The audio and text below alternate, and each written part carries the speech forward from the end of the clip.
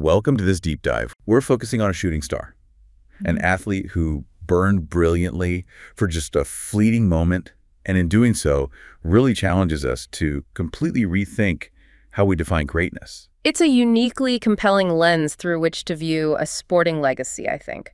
Today, we are exploring the life of the Japanese racehorse, Tsurumaru Tsuyoshi. His name doesn't immediately dominate the all-time undisputed champion lists, but his story is absolutely unforgettable.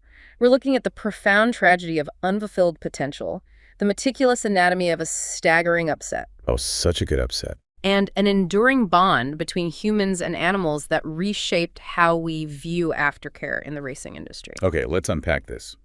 Being sired by Simboli Rudolph, the pedigree expectations for Tsurumaru Tsuyoshi, who was born in 1995, were already just through the roof. Oh, completely. You can't ask for better bloodlines. Right, and just looking at him, he absolutely looked apart. He carried that striking appearance so typical of Rudolph's offspring. You know, a shining dark bay coat and an imposing muscular frame that immediately hinted at world-class speed. What's fascinating here is the harsh biological reality hiding underneath that magnificent physical appearance. Because it really was hidden. It was, because despite inheriting that immense genetic potential and looking like an absolute powerhouse athlete, Tsurumaru Tsuyoshi suffered from severe abnormalities in his blood chemistry. His body was fundamentally fragile. I want to pause on that for a second, because blood chemistry abnormalities can sound a bit clinical. Sure. What exactly did that mean for him on the track? I mean, his body basically couldn't handle his own power, right? Yeah. Precisely. You have this massive frame built for explosive speed, but his internal chemistry simply couldn't process the extreme physical exertion properly. So what happens when he runs? In a practical sense, it meant his system struggled to clear lactic acid. This leads to intense fatigue, muscle tie-ups, and a severely compromised immune response after a hard run. Wow. Yeah, he was perpetually at war with his own talent. So because of this, his debut is dramatically delayed. While his peers are out competing, he completely misses the Satsuki show, just watching his generation's elite from the sidelines. Which has to be frustrating for his connections. Oh, for sure. And when he finally does get on the track, he falls into this brutal, frustrating pattern. He runs once, and then he has to rest for months. He runs again and rests again. And in top-tier racing, that lack of rhythm is a death knell. You can't build stamina that way. You just can't. You can't sharpen tactical awareness, and you can't develop a competitive mental edge when you are constantly trapped in rehabilitation mode. He was never really progressing. He was just perpetually trying to recover from his own exertion. Which is exactly what makes his 4-year-old season so jarring. Yeah, the turnaround. Right. We fast forward to June, and that start-stop cycle finally breaks. He strings together consistent starts. He takes down a 9 million yen condition race, proving he's finding his legs. Holding some real momentum. Then he steps up to graded competition at the Kitagushu Kennon. Now, he has a terrible start, gets left behind, but still manages to close fast and finish third. Showing that raw speed. Exactly. Yeah. And then, the Asahi Challenge Cup. He unleashes this devastating closing kick, and suddenly he's a G3 winner. All that suppressed raw talent finally had a clear runway. That G3 victory wasn't just a nice moment of validation, it was the prologue to a massive collision course. Because it sets him up for the big leagues. Because that performance propelled him directly into the Kyoto Dai Show 10 in October 1999. I am looking at the lineup for this G2, and it is downright terrifying. It's a gauntlet. You have Special Week, firmly established as an all-time great.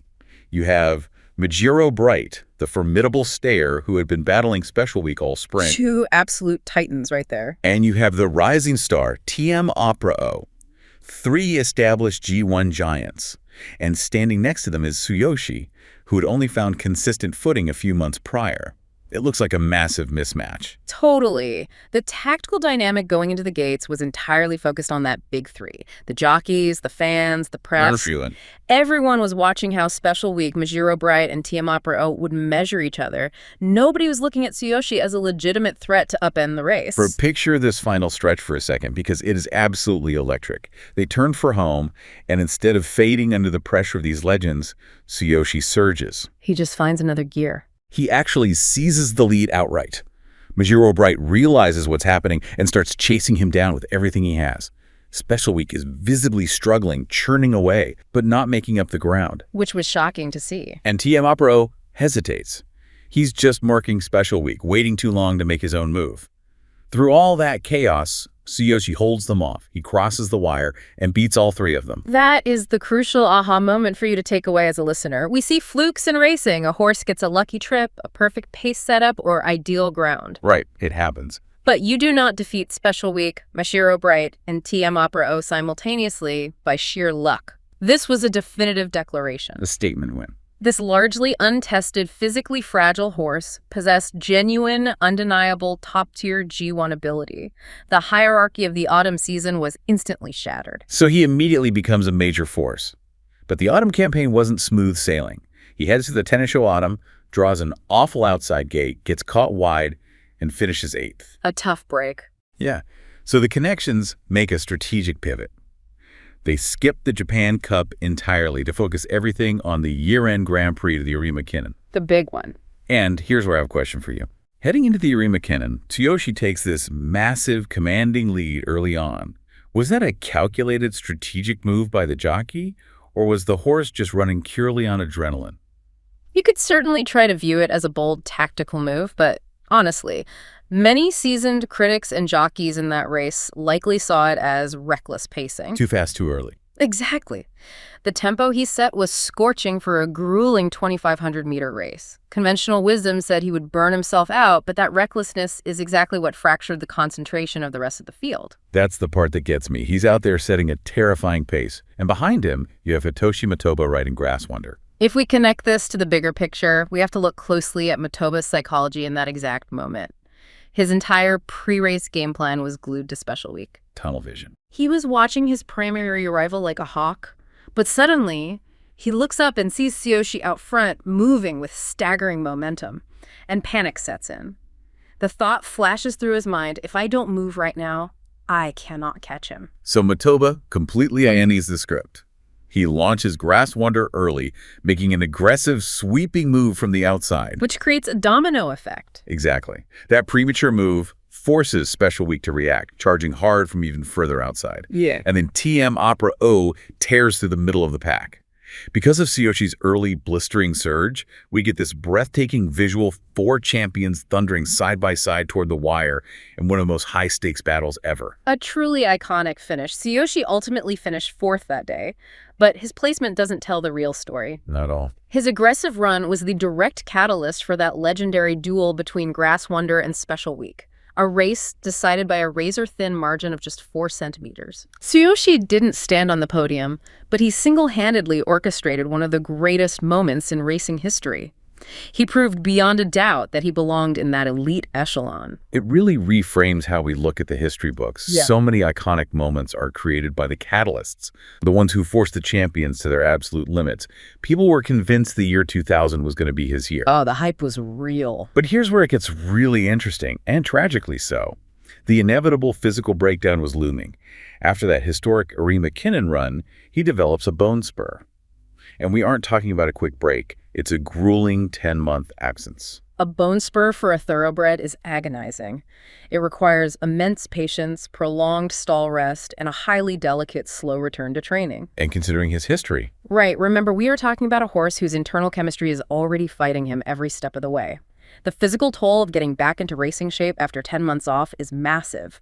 But the mental weight, the loss of competitive sharpness, is equally heavy. He finally returns for the Kyoto Dai Show 10 the following year, but he finishes 6th, clearly lacking that explosive spark from the year before. Which brings us to the 2000 Arima Kennon. The Final Showdown. TM Opera O is attempting to complete a historic, undefeated season. Yet, despite Tsuyoshi racing only once that entire year and looking visibly diminished, the bettors still make him the 4th favorite. That detail is incredibly poignant. It shows the sheer respect the betting public had for his raw talent. They remembered. They hadn't forgotten the fire they witnessed the previous autumn. They believed in the ghost of his potential, even as his body was actively failing him. But disaster strikes during the run. He ruptures the suspensory ligament in his left front leg. He has to be pulled up right there on the track. While he avoids euthanasia in that moment, the injury is severe enough that his racing career is instantly, permanently over. It's a devastating end. You really have to draw a comparison to Tokai Teeo here. Well, that's a good comparison. Another wildly brilliant but fragile son of Symboli Rudolph.